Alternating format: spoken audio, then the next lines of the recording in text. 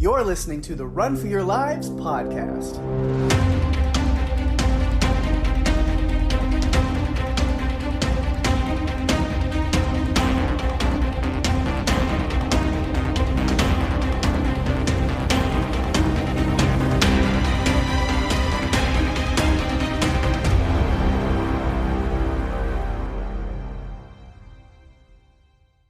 Hey everyone, welcome to the show. I'm Daphne. And I'm Pake. And this is the Run for Your Lives podcast. This episode, we're talking about the American horror film Lake Placid, directed by Steve Miner and released July 16th, 1999. Oh, goodness. Yeah. So just about 22 years ago. Mm-hmm. Yeah. I mean, when we're recording this, we have hit July, which is great. Yeah. So that's awesome. I forgot how much fun this movie is. Yeah, I mean, I wouldn't say I forgot because I haven't seen it until now. This was my first time to actually watch this one. And yeah, it was a load of fun. Lots of quotable moments. Oh yeah, I don't have very many quotes, but just because like a lot of them are just mixed in with thoughts and notes of characters and stuff. But my other notes, I'll do my other notes that are outside of characters first real quick, just because they don't really fit anywhere else. But like I just had some thoughts because I was like, the level of sarcasm in this movie is delicious. Is what I said. Like I like that adjective, delicious. I know. Every line was just snarky and quippy, and it made me actually stop, and I was like, who wrote the script and the dialogue for this movie? I have to know. And I looked it up, and it credits one writer, which is David E. Kelly. Yes. And I was like, if he's the one behind all the jokes and the one-liners, then he deserves all the praises imaginable, because I am cracking up this entire movie. And so I looked him up, and it's like, oh, he's the creator of like Doogie Howser and Ally McBeal, Boston Legal, Big Little Lies now. Which I was like, that's so crazy that he's not like writing like scripts necessarily for like stuff as much anymore, because man, his quips in this movie are just top notch. It's so great. I loved it. He did a TV show called Chicago Hope. There were characters on that show that I was on around the time that this movie came out. Yeah. I loved the characters. Like, they were really interesting. Unfortunately, it's a show that came out the same time as ER. There were like 3 or 4 of them that all debuted the same year. Chicago Hope lasted for a little while. ER, of course, lasted much longer. But it was really amazing. Mandy Patinkin was on it, and he's just such an incredible actor. It was a great cast and a great show, and his work on it was just fantastic. Yeah. Yeah, it was, those lines. So this is like early quotes, but just some of my favorite quips. Like one like, is this your friend? Well, he seemed taller. That one cracked up. Or Keogh walking into the party in the tent and like being aggressive, going, hey! And then just everybody in the tent just turning going, hey! God, I laughed so hard. Like it's a bar. He's walking into the local bar and everyone's having such a great time. And it's a tent, and they're on like an actual police business situation. It's like, who are these people? Where did they come from?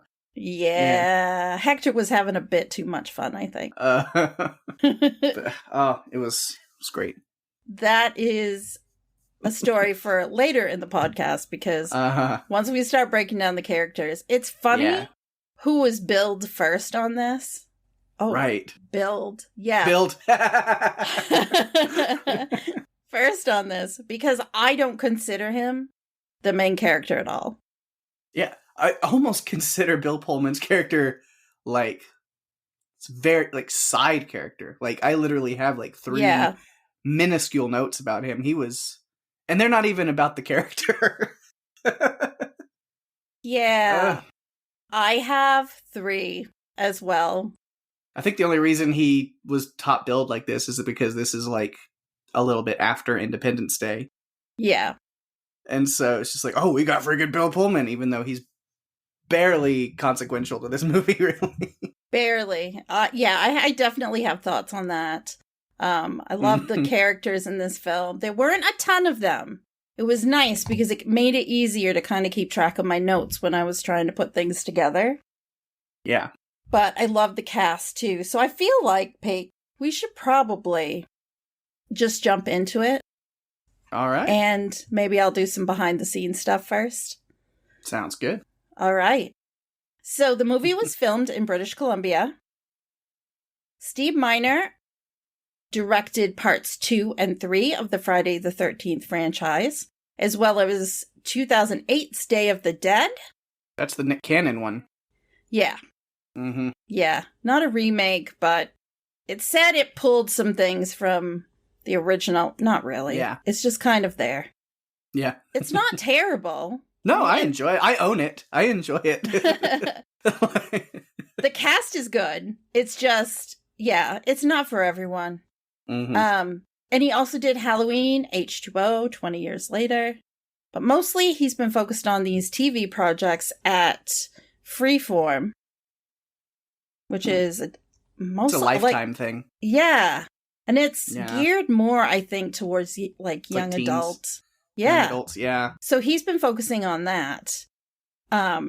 Filming at one point, filming was postponed due to bad weather, so Miner directed Halloween H2O while he was waiting to film Lake Placid. You already gave us the info on David E. Kelly. The only thing I can share about him that you didn't mention is he is married to Michelle Pfeiffer. Ooh, and has been for quite some time. Yeah. The movie is called Lake Placid, but that's not even the name of the town.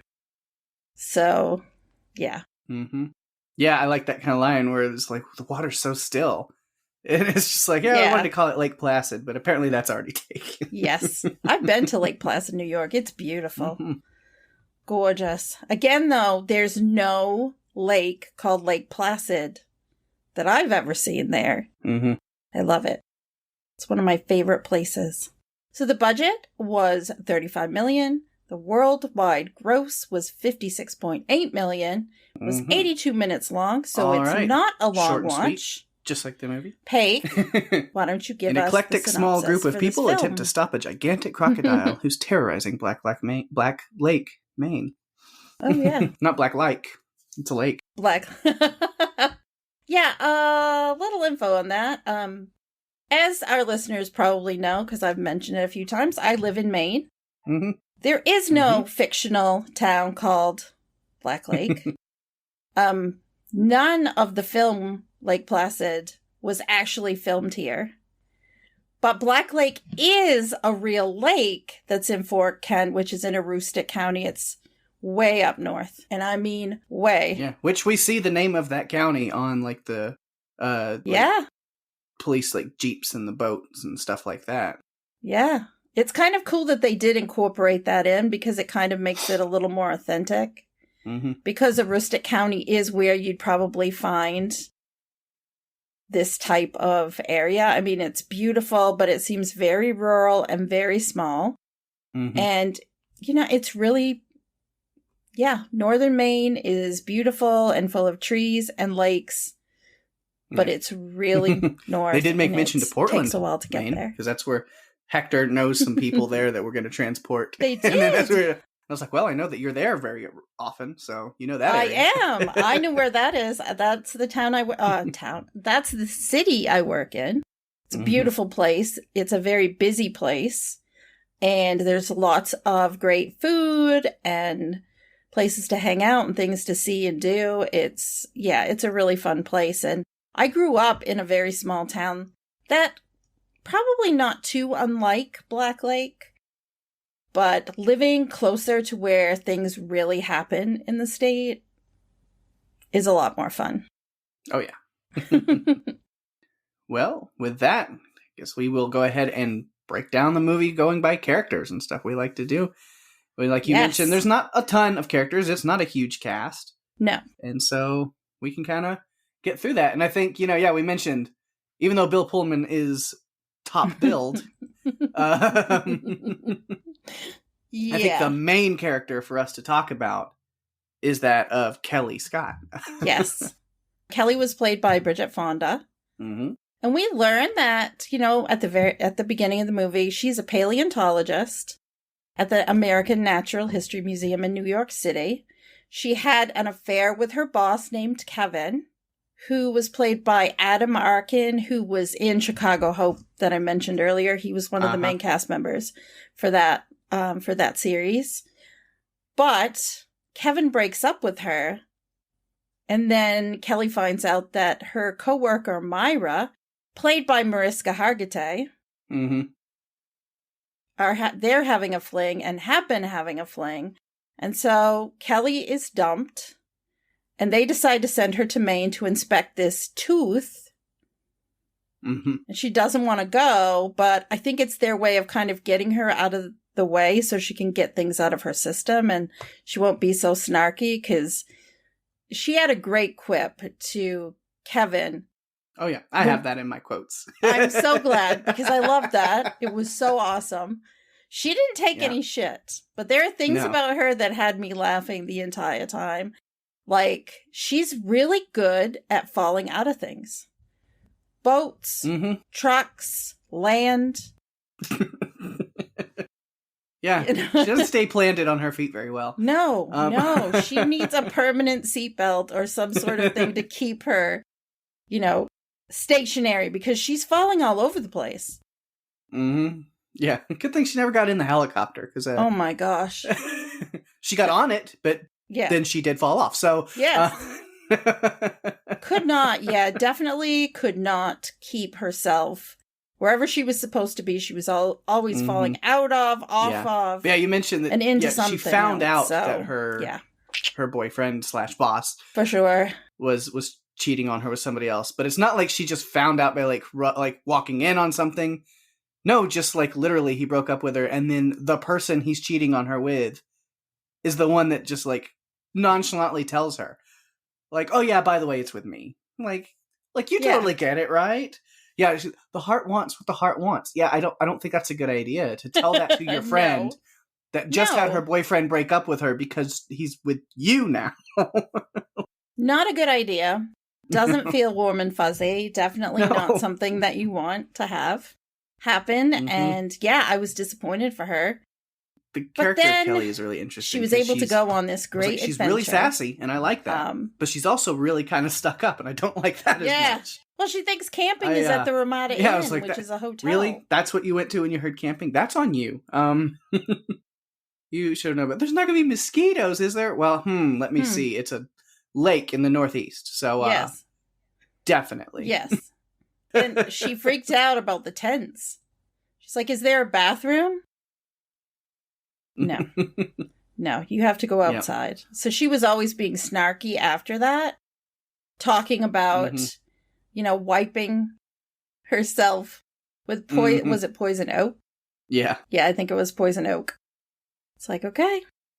If you want to do that to yourself on purpose, okay. I wouldn't recommend it. I've heard it's kind of itchy. So, no. No, she's definitely not. She's fun. I do like, she's very quick. And at first, she's just being mean when she's just making fun of, like, oh, you don't like May, or you don't like May. She's like, I don't really fit in because I know about hygiene. Like, she's my gosh.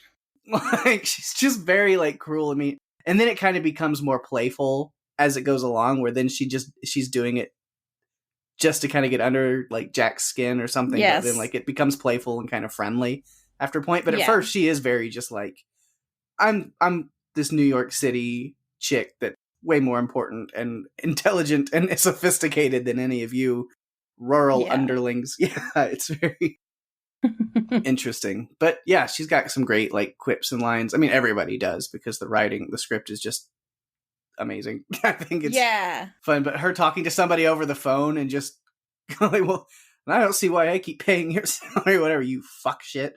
Like, I know. She was a bit brutal at times. Yeah. Which I love Hector right after that, when she calls whoever the fuck shit over line, he goes, saucy flirt. Can't deal with the writing. I think the casting was right. Yeah. I agree with her that, there should be a point where you've been hit with too many severed heads and they probably should stop. Yes. But, that happened and it allowed them, to kind of be talking to her and realizing that Dolores was leading a cow down to the water, singing the Itsy Bitsy Spider. Mm-hmm. How could it be so creepy? But it was so super creepy. Mm-hmm. And Bridget Fonda actually played the part of Kelly. And I'd seen her in a bunch of things. She's actually the daughter of Peter Fonda, granddaughter of Henry Fonda, related to Jane Fonda. She's a Fonda. Yeah. And she's been retired from acting since 2002. So this was one of maybe her last 6 films that she did. Uh-huh. But don't worry about her. She's married to Danny Elfman. Oh. She's fine. So she's fine. Yeah. But no relation to La Fonda from Napoleon Dynamite. No, okay. Not that I can see. Yeah. Not that I can see. Yeah. All right. Well, I think this is going to go kind of quick on a lot of these things because, as much as I loved the writing on these characters, none of them are super deep or complex. So it's kind of, that's all that I have on her. I don't know if you have any more or not. Just basically, she does go to comfort Hector and ask him if he wanted to die.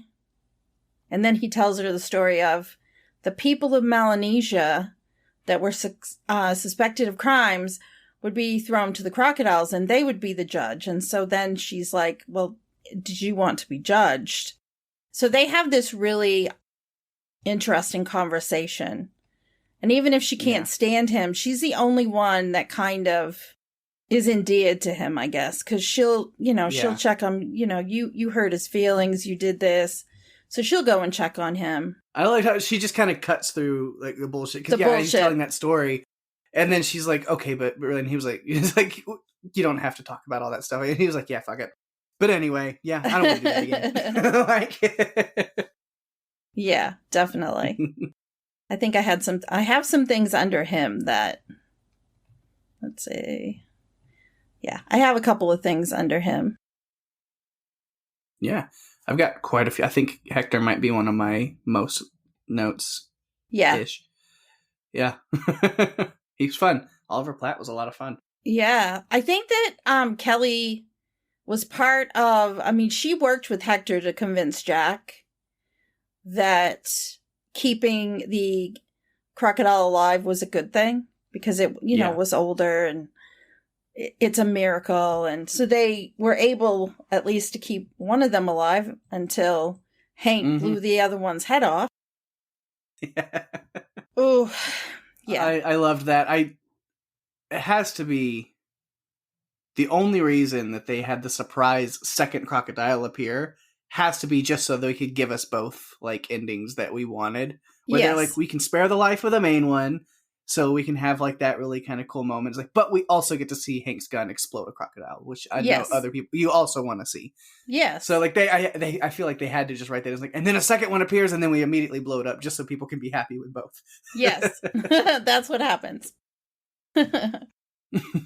Okay, well, that's pretty much all I have on Kelly. So yeah. All right. Well, I think the next character that we have on the list is Hank Keogh. Which I loved, and I don't have a lot of notes for him, but to me, he was more the star of this film than Bill Pullman. Yeah, I love Brendan Gleeson. He was just great. He was hilarious. His dialogue and comebacks. He and Hector had this kind of weird dynamic where he couldn't stand Hector, but at the end, he gets on the ambulance to go with him to the hospital. And so they were kind of the odd couple that were like, they could not get along. They had each other's guts, but then they like bonded by the end. Yeah. And I was like, now that Hank has like sucked him in the face, now they're going to be friends. Yes. Because it was like after that scene, like he's still like, Hector's still tending with like a, tissue to his like bloody nose. And they're like on the computer watching videos of crocodiles together. And it's like, yep. Sometimes you just got to get the violence out of the way, and then you can be friends. Then you can be friends. Yep, that's what it takes. He kept getting caught in Hector's traps. Like, Oh, he he had quite a fell knack in a for finding the hole. traps. Oh my goodness. Right as he's making his dramatic exit, he's like, and now I'm walking away. I'm storming off and trap. As many times as Kelly fell off or into things, Hank was falling into the traps. Like, he was pulled up. So he was upside down on a tree with his leg in a rope. He fell into a big hole. Mm-hmm. Yeah. I'm glad that they, they worked it out. He hit it out, basically, and got it out of his system, and then they could be friends, so. Yeah. Yeah, he was great. Yeah, Hank was very over the sarcasm very quickly. Kind of opposite of me, while I'm just enjoying every second of every sarcastic quip. He's like, oh, great, more sarcasm. Yeah, he wasn't having any of that. He didn't enjoy it. I loved the sarcasm. It was fantastic. Oh, yeah, it's great. Just, again, Richard E. Kelly, I can give so much praise to the writing and the script. And David Kelly. Why did I say Richard? I don't know. Yeah, but David E. Kelly. So say it again. Yeah. But yeah, just again, David E. Kelly with all of these quips in the writing and the dialogue. I just give so much praise constantly. I had Richard E. because, I don't know, that's really a spoiler if you're not caught up, but Loki from this week, Richard E. Grant. Oh, no, I'm not caught up, but I will be. I will be probably tomorrow night. That's why that's in my head, because then I was watching like a Loki breakdown like video on YouTube talking about stuff, and so Richard E. Grant's in my head. That's what that was. Okay. All right. Cool. That works. Mm-hmm. But yeah, see, I mentioned Brendan Gleeson, which I like him a lot in a lot of things I've seen him in, but I'm especially a big fan of his son. Well, one of his 4 sons. But Domhnall Gleeson is the one that I am a huge fan of. I've seen him in Ex Machina and the Star Wars movies, the latest ones, and a bunch of other stuff. He's got a great episode of Black Mirror. But yeah, yes. I like Domhnall Gleeson a lot. Yes, he does. I've seen that. With Haley Atwell. That's a great one. But but I can actually really see the resemblance of Brendan in this movie to Domhnall now, because he's a little bit younger. Not super young, but he's a little bit younger in this movie. And I'd be like, yeah, I can actually see the resemblance in his face. Yeah.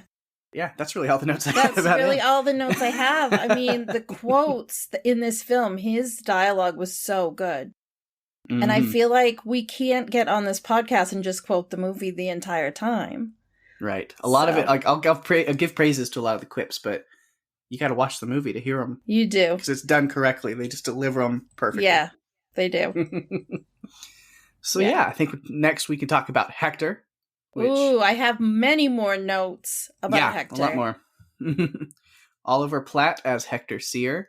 And immediately, like the first time he popped up, he landed and he starts introducing himself, and because he's like talking and rambling about something. He's like, Hector Seer, by the way, and then just continues talking. I was like, yeah, I think I'm gonna like this character a lot.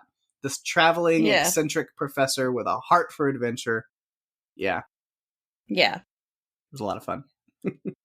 Yeah, I like Oliver Platt. In most things that he's done, he's the ones that are comedy are usually a lot of fun, because he's a character actor. Mm-hmm. He really dives into the role and being that person. And I really appreciate that so much. Mm-hmm. Yeah, and it's a very interesting character here, because he's a mythology professor. Mm-hmm. But he ends up actually leaning more towards like believing in the divine nature of crocodiles. It made me think of like cows in Hinduism, where they're kind of like a symbol of like the divine nature of whatever god or deity, and so they should be like protected and served. So I thought that was really interesting. Yeah, I like that too. He did go on about his spending time in the karate dojo, and he has a brown belt in karate. In karate, you say go. He didn't say go. No. In Maine, we don't say go. We just, you tell us we can hit you, here you go.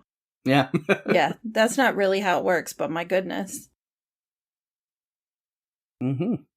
But yeah, that character was great. But yeah, he has this just like sense of, he swam with the Nile crocodiles and, all of these different things. So he's like untouchable. Like, no, we have this like divine supernatural connection, me and crocodiles, so they won't hurt me. And so he's like, I'm going to check out the environment and stuff of this one here. And then it appears and he's like face to face with it. And there's something, he immediately senses something different about this one. And he's just like, maybe it's more nefarious, or like like at first I thought he was seeing more like an evil or something in it. But then afterwards, he has a lot more like respect for it.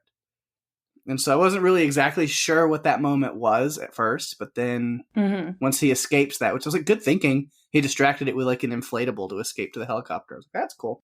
I know. I loved what he said to the crocodile when he meets it.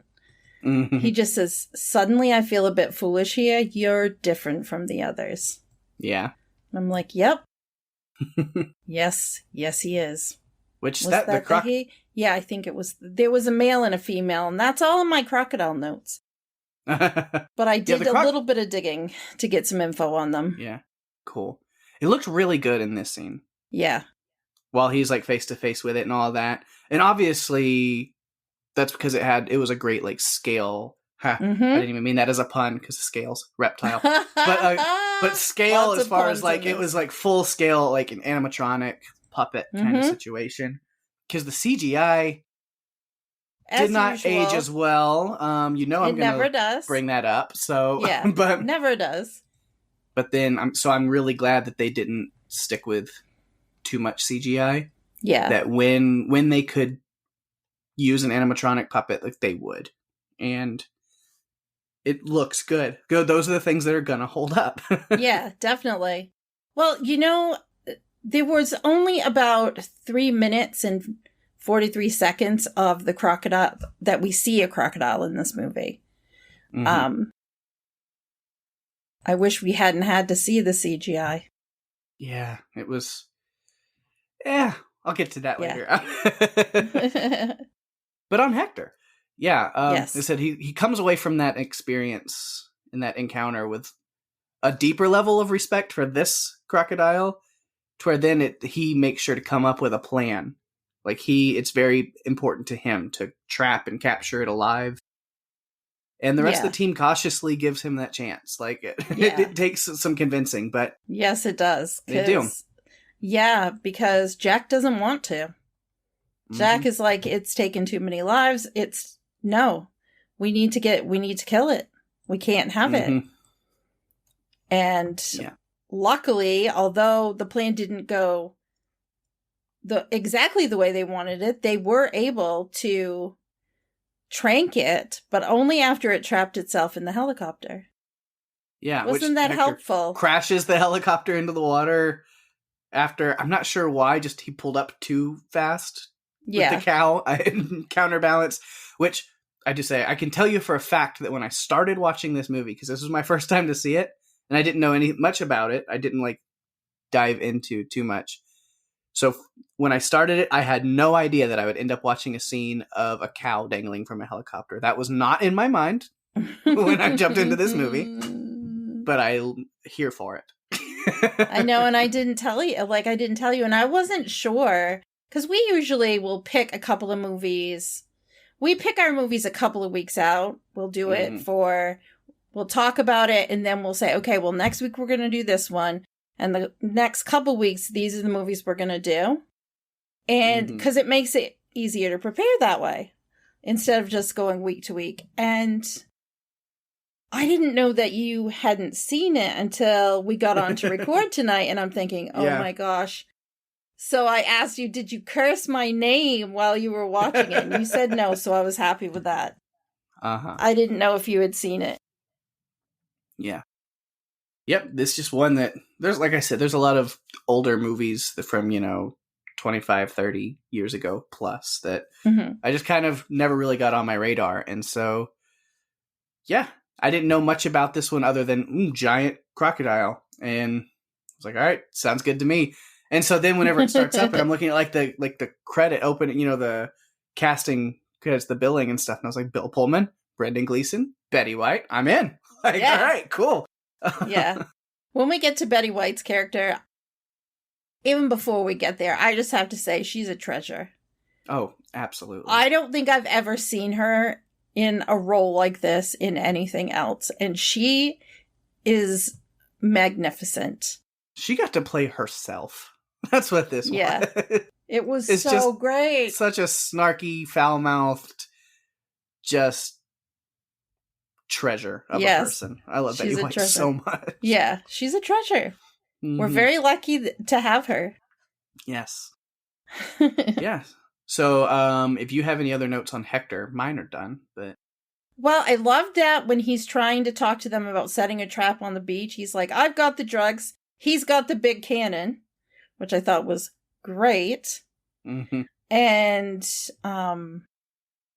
he's the one that's got enough of the drugs to trank him. And he just really brought up the fact that this creature, Crocodile, is 150 years old and migrated here somehow. Well, we know that it followed Dolores' husband from somewhere when he had been out fishing. So, yeah, who knows how long it had actually been there. It just wasn't, I guess it was busy eating moose or deer and other things that got too close to the water. Yeah. Yeah, because it was there for at least 6 years. Yeah. Yeah. Dolores was feeding it. Yeah. Yeah, so I think that's everything that I have. All right. So then Jack would be the next on the list. I don't have many notes, literally 2 little things. And the first one isn't even here. Like I said, oh, hey, look, President Whitmore's here. And then... he sounded like him so many times. And I feel like maybe it's because we just did Independence Day not too long ago. Yeah. And so, that is where I went with that too. That's what I heard in his voice. Yep. So he didn't give any big rousing speeches this time, though, I guess. So no. He tried to give missed opportunity. Yes. He didn't motivate anybody this time. Mm-hmm. He did try to get Kelly to go home. Like, he kept saying, Kelly, do you really have to still be here? He tried to give her all these opportunities to leave. And she just didn't. I think she was too stubborn. Yeah. And at the end, they all think he's going to shoot the crocodile, and he ends up shooting him, but it's with a tranquilizer dart. Mm-hmm. And all I could think is one more for the road. Probably a good idea. That thing, it's pretty big. Probably takes a little bit more than you would think it would. Yeah. But that's really all I have on him. There was that scene at the end where... And I didn't buy him and Kelly together. I just didn't. Yeah, no. That's my other note, too, is I was really kind of hoping that Kelly and Jack would not end up together, because that's just too cliche. Yeah. Like, so at first when she was like, no, I'm going to stay, and then I'm going, I thought that they were going to actually say goodbye, and he was going to drive off, and I was like, I wanted to, clap it, yes. Break the stupid stereotype that they have to have a romantic thing at the end. Right. And then they went there anyway, and I was like, no. Yes. She goes over I don't need this. She goes over to his truck and says, so does nobody ever make a move in Maine? I'm just like, oh no. And just before... Should have just left it at them parting ways. Yes. She don't need no man. No. Be strong in who you are yourself. Mm-hmm. But no. She goes over and does that. And even before that, he was kind of sitting in his truck looking around like he was trying to think about what he should do. And I'm just like, no. I didn't think they really had a lot of chemistry together. I know they were trying to show us that they did, but I wasn't feeling it. Yeah. Not at all. So that's really all I have on Jack. So I think that brings us up to the incredible, amazing, wonderful Dolores Bickerman, played by the delightful Betty White. Yeah. So I go in line with some of the recent movies that we've covered and something that I've said in them, and is Betty freaking White. That's the note. That's become like a running thing in my notes, is just putting an actor's name and going, that's the note. Yeah. I think I did it with Ed Harris and then Jeff Goldblum. Yeah. So now it's Betty White's turn. Betty White. That's all I got to say. Yeah. It's funny because when they go out to interview her the first time, she tells them that she had to kill her husband. She whacked him on the head with a frying pan. I'm like, why are you telling them that so bluntly and matter of fact and like it's no big deal? Yeah, I love that though. It was so random yet hilarious. Yeah. So how did your husband die? I killed him. Like just like what did you expect? Yeah, it's Yeah. great. But you expect her to come back with just kidding. And she doesn't. She's just very I killed Yeah. Well, yeah. him. What do you want me to do? What else should I have done? Yeah. It's great. And then I love that, that you did find out like she actually didn't kill her husband, that everything that she said is just covering up another layer of the crocodile stuff, because the crocodile actually killed her husband. But she didn't say anything because she didn't want anyone to hurt the crocodile that she had basically been keeping as a pet for 6 years. Like, why? She's more worried about the crocodile than her husband. Yeah. Like, oh no, it ate my husband. Hope nobody hurts the crocodile. Yeah. What? It wasn't the crocodile's fault, because she explained that a horse got away and he went down to intervene between the horse and the crocodile, and crocodile killed him. Mm-hmm. But yeah. She had such exchanges in dialogue. I could have taken everything she said and put it in a quote section, because I don't think there was a single thing she said that wasn't hilarious. Oh, she's great. Yeah, my favorite quotes from her, of course, are the much more explicit ones, but that's what Betty White's great at. I love her. If I had a dick, this is where I'd tell you to suck it. Yes. Or thank you, Officer Buckmeat. Oh my god, that is in my notes also, because it was hilarious. You don't expect Betty White to be saying that. I mean, oh, I do, because that's who she is. She is very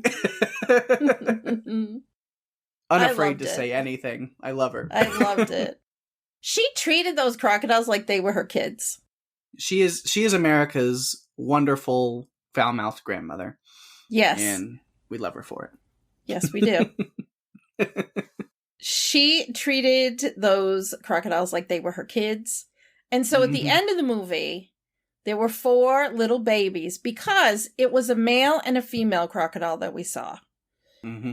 They had 4 little babies, and they all swam up to the dock, and she was feeding them little pieces of what looked like bread. I'm thinking, I'm not sure they really want bread. She tells them to nibble her toes, and I'm thinking they might be able to nibble your toes right off. Yeah. But she's not concerned about it. She's like, no, here you go. And she feeds them. Like, oh God. Dolores Bickerman, keeper of the Crocs. Yes, not the shoes. Yeah, no. the much cooler versions of Crocs. All right, that's all I have on her. And then I only have one other note about other characters, but before that, do you have anything else on Miss Bickerman? I just wanted to say that no, actually, I don't have anything else. I think we're good. All right. Yeah, the only other note that I have, I mean, there are a couple of other little characters, but yeah. R.I.P. Deputy Burke, who gets his head Deputy Burke off. is the only one that I have, and again, it's just the actor. I like pointing out different actors that I recognize. But like when that first started, when they're on the boat and I saw him, I was like, oh, hey, that guy. And I was like, oh, Jed Rees is the actor. But I was like, I knew that Jed Rees' character of Deputy Burke was only in that boat to die. As soon as that scene started, I was like, well, he's not making it out of here. Goodbye, Teb the Thermian. Because that's where I know him from, Galaxy Quest. Oh, okay. Yeah, he's been in a lot of things. Yeah, he's been in a ton of stuff, but that's where my mind goes to when I see him is one of the Thermians from Galaxy Quest. Oh, a movie I haven't seen. I know. Before you need even to. say it. So good. So Before good. You even say it. I know. Meredith Salinger, who is married to Patton Oswalt now, I believe, played Deputy Sharon Gare, and she's the one that was on the chopper with Hector. And then there was Deputy Stevens, and he was played by Richard Leacock, who I don't think has been in very much else.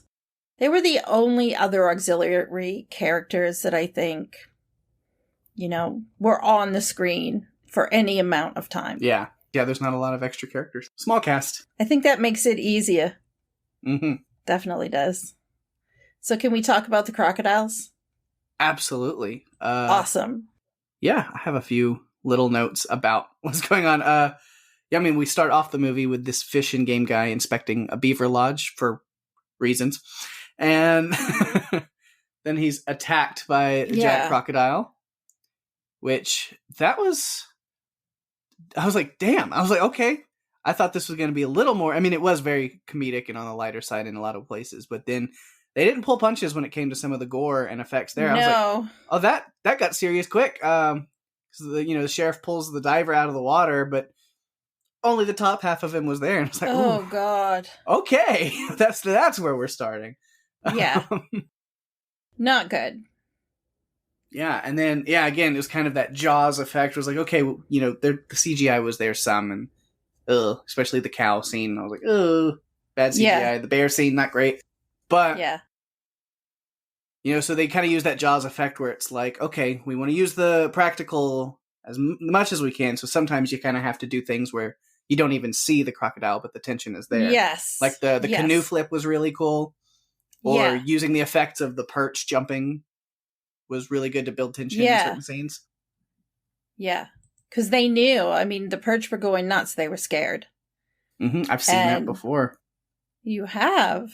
I've seen, like schools of fish that get real. Oh. Mm-hmm. Interesting. I have not. I've seen a lot of there's saltwater varieties, like ocean schooling fish that do that too. Oh, or even the ones that the flying fish that kind of jump up out of the water, and then those are cool to see. Oh, okay. That sounds interesting. I have not seen those things, and even growing up by the ocean, I didn't see a lot of that. Yeah. I love fishing and being on lakes. So this Black Lake here was really cool. Kind of reminded me, I love, my favorite fishing spot is a place in Ontario. Yeah, you've talked about that before. It's just beautiful. I could just be up there forever. That lake is incredible. Rainy Lake in Ontario. Beautiful, beautiful. Anyway.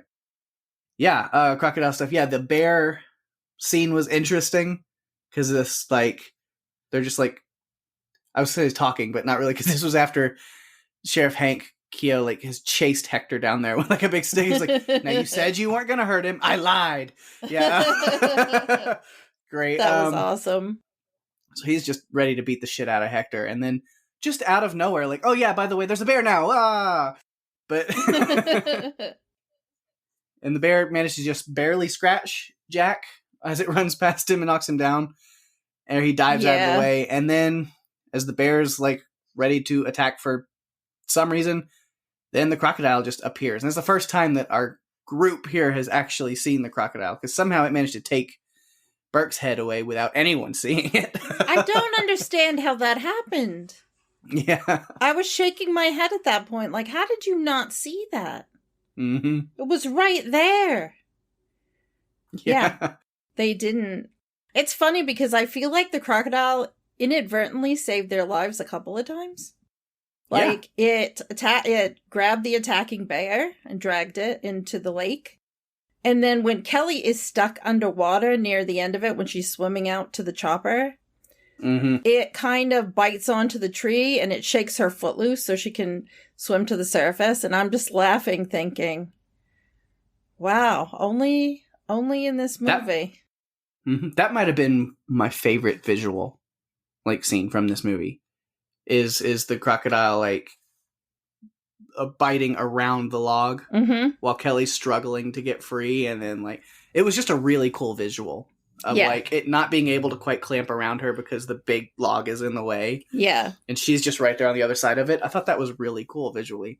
Yeah, me too. I liked and she tried to swim to the surface and she couldn't. She thought she was clear. She didn't realize her foot was trapped. Yeah. It was just, the way they shot that was it was kind of clever. I liked it. Mm-hmm. And then it comes back up after that and gets stuck in the helicopter and is struggling in there. And I thought that was really cool.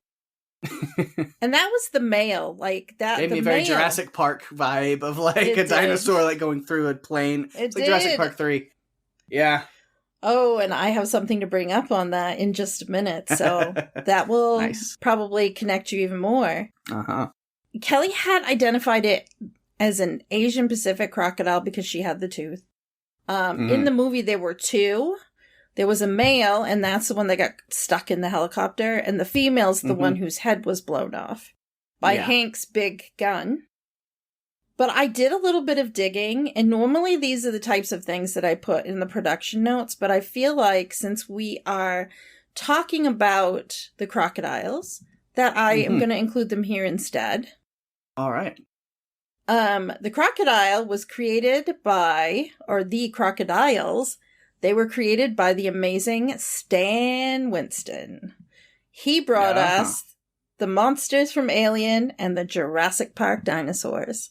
Yes. Yes. So he knows how to do it with animatronics and puppets versus, all the CGI that we see a lot of today. And I already mentioned that the crocodile as CGI or animatronics was only seen for about 3 minutes and 43 seconds of screen time. I did look into the length of the crocodile, and it was like 30 feet. Mm-hmm. Yeah, that's what they said in the movie a couple of times, was 30. Which I don't know how well you measure that just by eye, but, they're experts for a reason, I guess. Yes. Yes, they are. Let's see. The largest crocodile in captivity was Lo Long, who measured 20 feet 3 inches when he died from pneumonia in February 2013 in the Philippines. The crocodile depicted in the movie is about 30 feet, so it was another 10 feet. I think that's pretty amazing. They used a flatbed truck because, we're taking it to Portland. Mm-hmm. All I could think is, at the end of the movie when they're showing us that, during the credits, I'm thinking, what would go through my head if I was driving down the turnpike and saw that?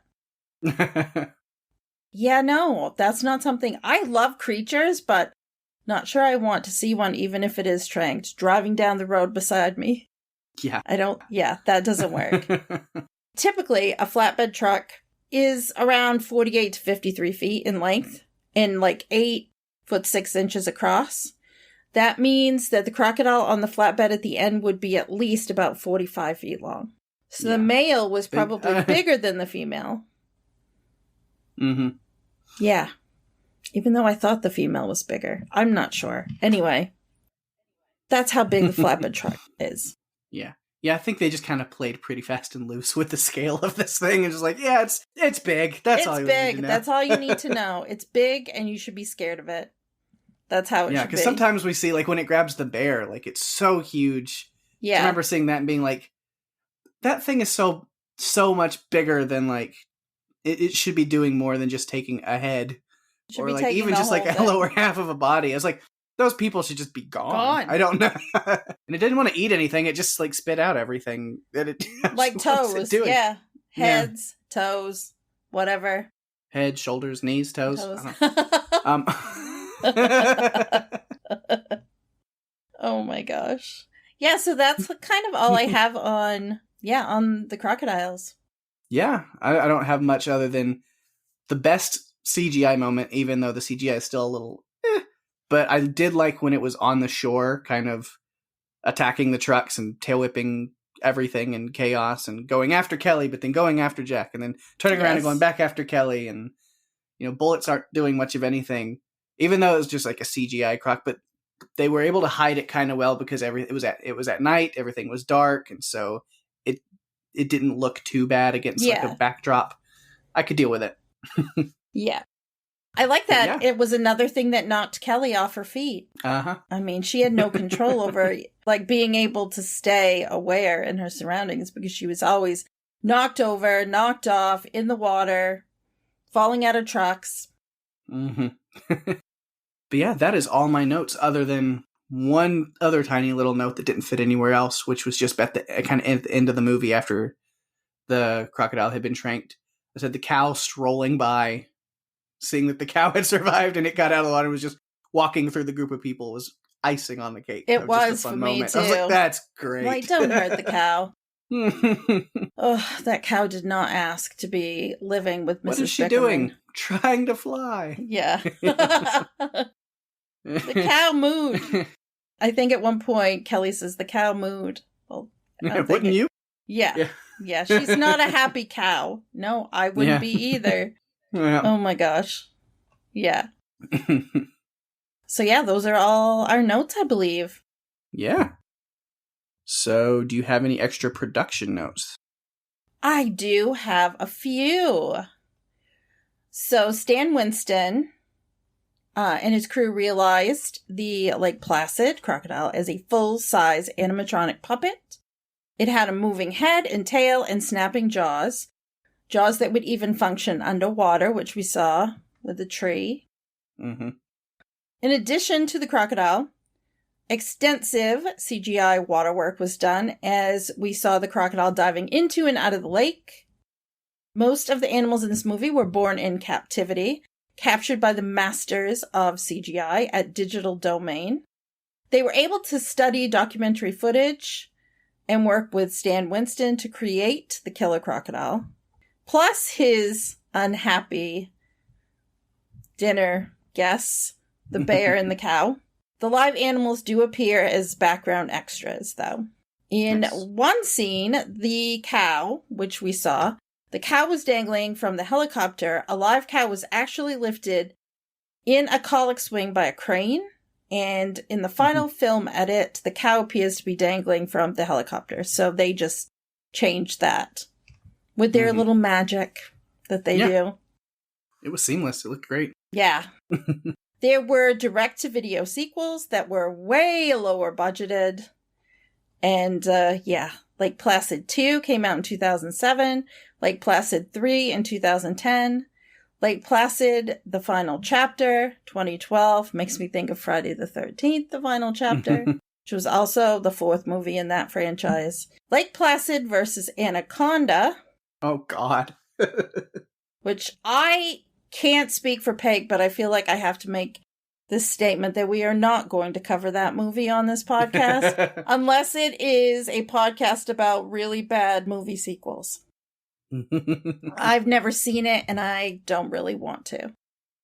And the final film, Lake Placid Legacy, and that was done in 2018. Yeah, the final one that came 2 movies after the final chapter. For some reason. Yeah. They always say that. It was the same way in Friday the 13th, too. Mm-hmm. The final chapter, a new beginning. And it just kept going. And they put him in space. It's just like, no, we don't need crocodiles in space. So let's not go there. Let's not. We don't need galactic Lake Placid? No. There's water on Mars. And there's a giant crocodile in it. Yeah. Yeah, no, I don't think I need that. Not in for that, Pake. Not in for it. It sounds absolutely absurd. And I do like absurd movies, but that is running into turkey territory. Yeah. But that's all I have for production notes. Awesome. Well, then we can talk a little bit of quotes. Yes. See, there's some fun quotes here. I'm going to go first so you don't steal one of mine. Oh! Because I only have 3 little ones. But yeah, I teased this one earlier. I do have Kelly, when Kevin comes in to send her on this little mission. And he walks in and goes, hey. Have this. And she just goes, hey, Kevin, what's going on? What's happening? How's it going? How's your family? Good? That's great. So nice to see you. Fuck off. Yeah. Loved it. Loved it. Yeah. She's not bitter. Yes, she is. And I liked it. I liked that she kind of took it out on him because he deserved it. My next one is Hector. Just another great quip that he has as they're in the canoes before the flip, where they're going to send down the little distress sounds and try to find the crocodile that way. And he's telling things to the sheriff Keogh. And he keeps having to explain. He just goes, am I foolish to explain things? He had such trouble with my name. I almost put that on my list. Mm-hmm. That he's was just good because this one's not on there, but it's a callback to, I mentioned he's talking, and then he goes, "I'm Hector Seer, by the way," and then keeps going. And then later, like after that little spiel, then Keogh goes like, "Who are you even?" He's like, "Hector Seer. I've already told you once." I know. And then my last one that I didn't want you to steal, just because I thought it was great, was Mrs. Bickerman herself saying, God. "Nobody lives on this lake. It's really his lake now." Oh, I love that line. And then, like 5 minutes later, she comes out of the house and she says, "Murders and rapes in the city. People bomb planes. Can the police stop them? No. But feed one little cow to a crocodile." Love that one. Dolores was one of the best things about this movie. Yeah. I already said one of my quotes, which was Hector when he talks to the crocodile, saying, "Suddenly I feel a bit foolish now." And then after Jack takes one of her cows and hangs it off Hector's plane, lovely Dolores has the following statement. "I'm rooting for the crocodile. I hope he swallows your friends whole. You might want to arrest me for that too. Is that a crime, to wish the chewing of law enforcement?" I love it. She's just, so good. Again, a treasure. That was just fantastic. I loved it. Oh, yeah. So those are my quotes. White forever. Yes, always. Yeah. Yeah, that's all I had. So it's time to get to the rankings. I never know what to call it. It's both. I've used both. Okay. It's I think it's ratings. Yeah. Ratings makes more sense. Ratings makes more sense. So yeah. Who goes first? Pake goes first because this was his first time watching it. Uh-huh. I'm surprised in myself that as kitschy and cheesy of a movie this is. I'm laughing. Just the writing and the dialogue and the creativity of so much stuff. I thoroughly enjoyed watching this, and I'm giving it a solid 8. Oh my gosh, really? Yeah. Well, I can't go that far. But I did come in at a 7.8. Nice. I really enjoyed it, and watching it again was so much fun. Because, like you said, the dialogue is just a hoot. Mm-hmm. You sit and you listen to it you sit and you watch it, and you're just like, holy shit, there needs to be more of this. Like, where are these movies? Because I want to see more of them. Yeah. Because they're just so much fun, and they make you laugh, and it's a serious situation. I didn't worry that someone was really in danger.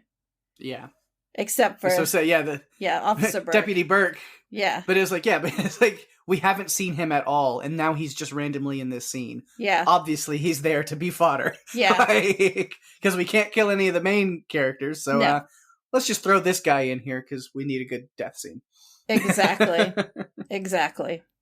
Yeah. It was a lot of fun to revisit this movie, and I'm glad that we picked it for this week. I think it was perfect. Mm-hmm. And, So. He has a great death scene in Deadpool 2, also. Random yes. Random. Yes, he does. I do love Deadpool. Tangent, but yeah. I do love Deadpool. That is one I need to have to revisit. He's the recruiter from Deadpool 2. Oh my goodness. Or is it the first Deadpool? Deadpool 1? I think it's Deadpool 1. I think it is. Yeah, you're right. It is the first one, because he's being recruited by Ajax stuff. Ajax. I haven't watched that movie in too long. It's been a while. I'm like, oh crap. I'm forgetting. His name was Agent Smith. It was Agent Smith in the first Deadpool. Yeah. I think that's just what Deadpool was calling him, because he looked like... Yeah. He was always in the suit. Yeah. But yeah. Another fun movie. Doesn't really fit our podcast theme, but it's definitely one that I couldn't recommend enough, because it's such a great film. I'm excited for the third one that is coming. Me too. Under the MCU umbrella. So I'm interested to see how that goes. Anyone could show up then. Yeah, because it'll be officially MCU now that they own the rights to the X-Men and Fox universe and stuff. So it'll be an MCU Deadpool movie. Oh. I'm very interested. Yeah, I wonder where they're going to go with that. Like, I wonder how that's going to be. Mm-hmm. We should probably get. As far as I understand, is they're planning on doing a hard R like the first two. You have to. They're not going to tone it down, even though it's Disney. So we'll see. And you have to let Ryan Reynolds do whatever he wants because he has made those first 2 movies gold. Yes. And now this has become a Run for Your Lives Deadpool podcast. I'm good with that. Well, you wanted to make that Marvel podcast anyway. Yeah. It's still in my head somewhere. We'll get there eventually. Maybe. We'll see. I hope so. I want to listen. Yeah. Oh my goodness. It's the feedback phone. Just in time to save us from a Deadpool tangent. Yep. So let me answer this. And we'll see what people had to say about Lake Placid. Awesome. All right. We've got a little bit of feedback this week, and I am always happy to see and hear and read any and all of it from all of you. Of course, we do have a couple from last week's movie, Eight-Legged Freaks, which is awesome. So I'll go ahead and let you, Daphne, take this first one. So our good friend Jerry says, great film. I was laughing so much on the first watch, especially the coughing spiders. Yes. They were very funny, Jerry. Mm-hmm. This one comes from Derek. He says, such a fun creature feature. Which is 100% Simple, correct. Short, to the point. You were right. It is very true. And now we transition to some feedback about Lake Placid, including something from our good friend Tony on Twitter. Said, I have to say this one is a guilty pleasure. Betty White, Oliver Platt, and Bridget Fonda are incredibly funny. Bill Pullman had some of the worst lines, like, I already missed the crocodile. And he is a complete potty pooper. Yes, agreed. Such a fun movie. Hope you like it. Very quotable. I agree. And we have one voicemail this week. It is time for some hashtag live Steving from our good friend Steve Brown. Are you sure we're ready? Are we ready for some live Steving? I'm always ready for some live Steving. All right, let's hear what he had to say. Hey, Daphne and Pake, it's Steve. So, Lake Placid, wow. I remember Oliver Platt, amazing. And I think my favorite scene of the whole movie is the end with Betty White. And I believe it's right, it's Betty White at the end, and she's got little tiny alligators there at her feet while she's sitting on the dock. And then it goes to credits with the alligator being taken away alive. So, all right, talk to you later. All right. Awesome. Thank you, Steve. It was not live Steving. It was just a normal feedback. I'm almost taken aback. Like, what? Yes. Regular voicemail from Steve? Yes. But it's okay. Yeah, it's totally fine. Thank you, Steve, for taking the time. I know that you have a busy couple of weeks coming up, so we really appreciate you taking the time to send us a voicemail about Lake Placid. Absolutely. I thought it would be a movie that you really liked because it's kind of fun and quirky and cool, and it's got Betty White in it. I mean, come on. Mm-hmm. Yes. Well, thank you so much to everybody who gave us feedback this week. We always appreciate you. And so for anyone who would like to give us feedback to be read or played right here on the podcast, make sure you submit that feedback to us in a number of ways. You can find us on Facebook at facebook.com/runforyourlivespodcast. You can email us at runforyourlivespodcast@gmail.com. We're on Twitter at RFYLpodcast and Instagram at runforyourlivespodcast.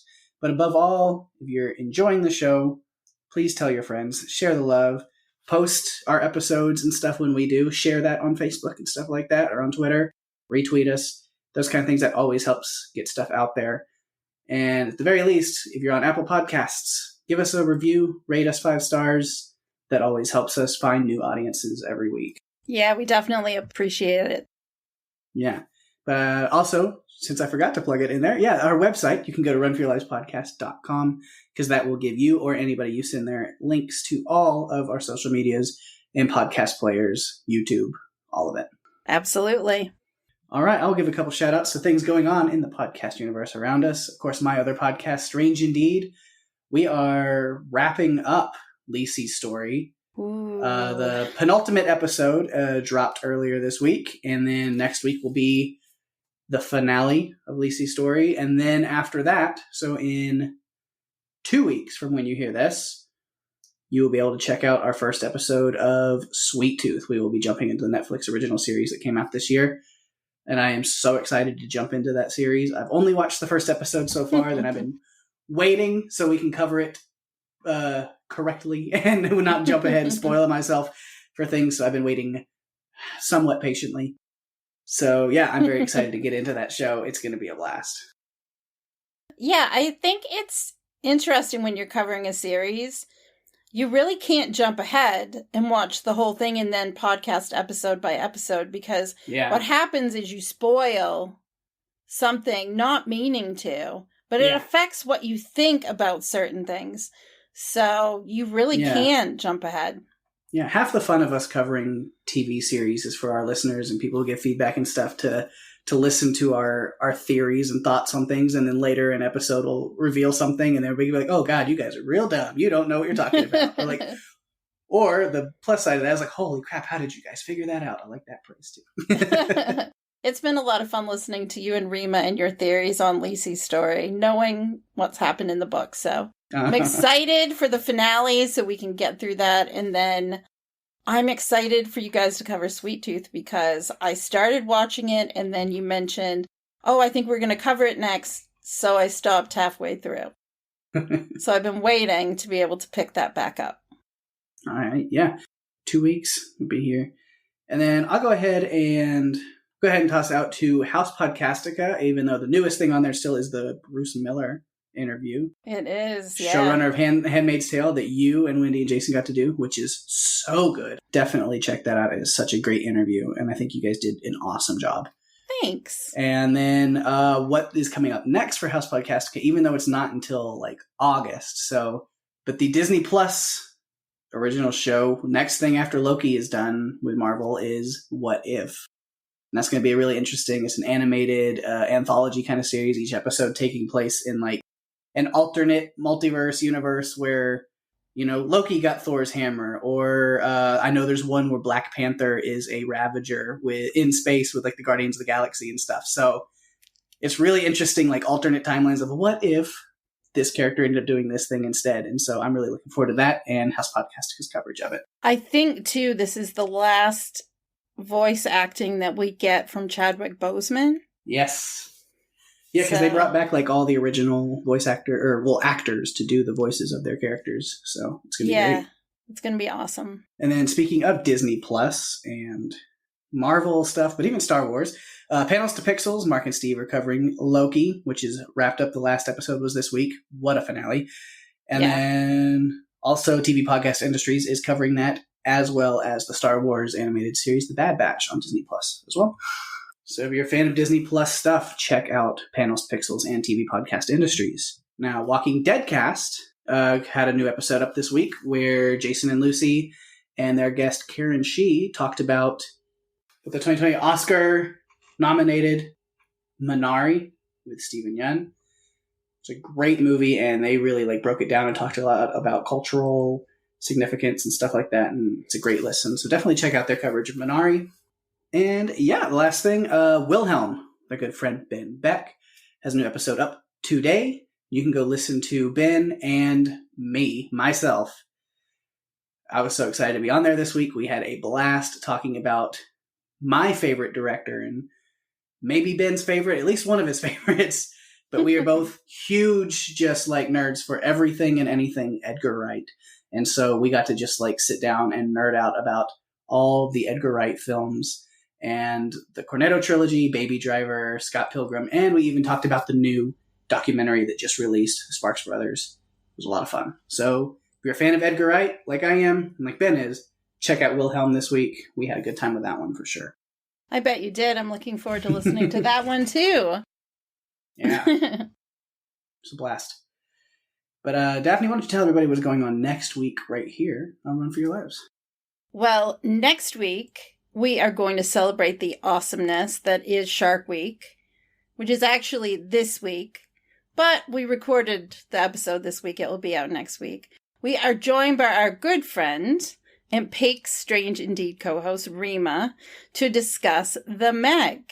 A 75-foot prehistoric megalodon shark rises through a temporary break in the thermocline and wreaks havoc on a team of scientists. The only thing that can save them? Jason Statham, of course. Peg, do you want to tell our listeners what we were up to earlier this week? Oh, yeah. Oh, you mean like we were being like Debbie? Because me and you were doing Dallas together, huh? Yeah. Because for those who listen to the podcast and know, because we've mentioned it several times, just like in and out, just randomly, because I live down in Texas and Daphne lives in Maine, and she happened to be in the Big D doing some work for an event and doing some fun stuff. And so, yeah, I took myself right over there. I live close to Dallas, so we got to meet in person for the first time, which was really cool.